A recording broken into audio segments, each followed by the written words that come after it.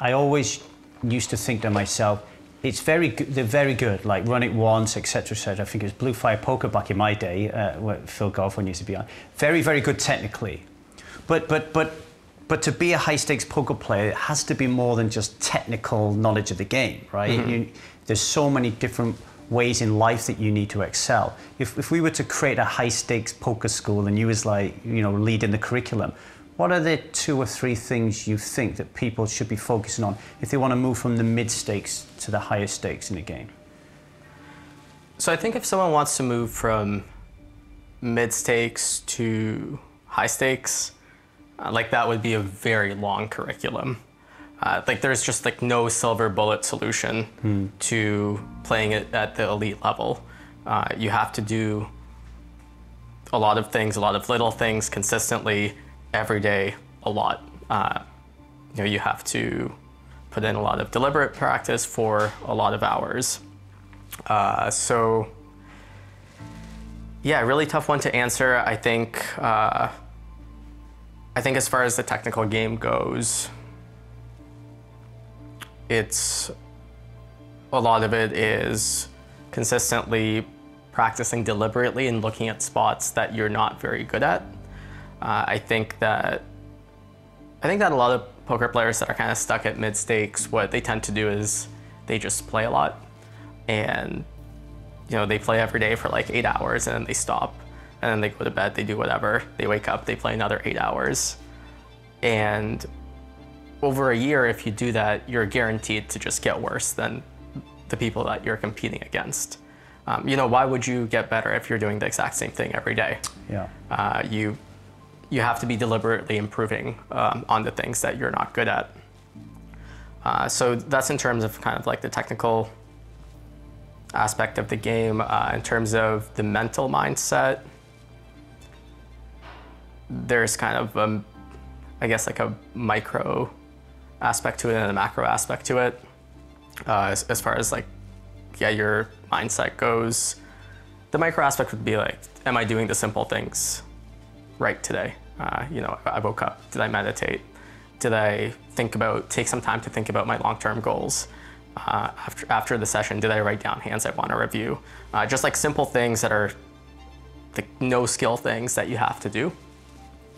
And then the macro level, I think that's a lot about creating an environment for yourself where you can excel. And then I guess the question comes lightly from my lack of experience of competing at a high level. It is the constant search for that silver bullet in any, and it's not just in poker, it's any, how did you get so famous? Tell me how you did it, type of thing, But you look good, you've not got an ounce of fat on you. How important is getting yourself ship shape as well in order to compete against these guys?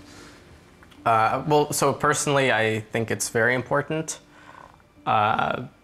There's also poker players that aren't very fit and they do fine. But if you take a look at kind of the global trend, if you rewatch videos from the mid 2000s, let's say, and you just look at the average poker player that's at the table, or you just look at the crowd that's kind of there, I think you see a lot of people that look pretty unhealthy, pretty overweight, and now if you walk by a high stakes poker table, it's a bunch of guys that are ripped, and then a bunch of other guys that are in very good shape.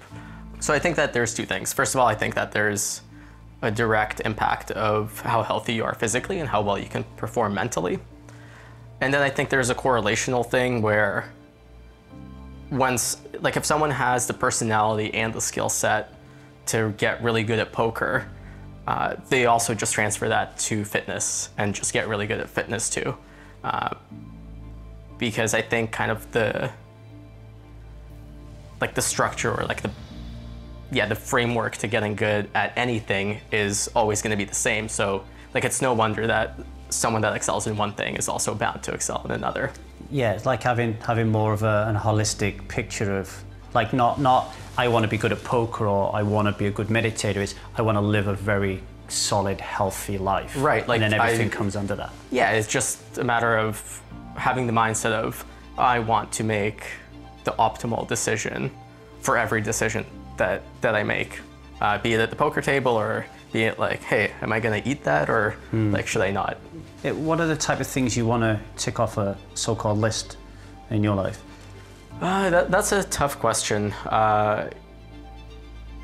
Right now, I just genuinely love what I'm doing so much that, like, if you asked me, like, hey, do you want to be doing this at 50? I'd be like, hell yeah, like, for sure. Maybe to a lesser extent, you know, maybe I'd do, like, a few less stops a year, but I'd still want to be doing some variant of this where I'm constantly challenging myself, competing at the highest level.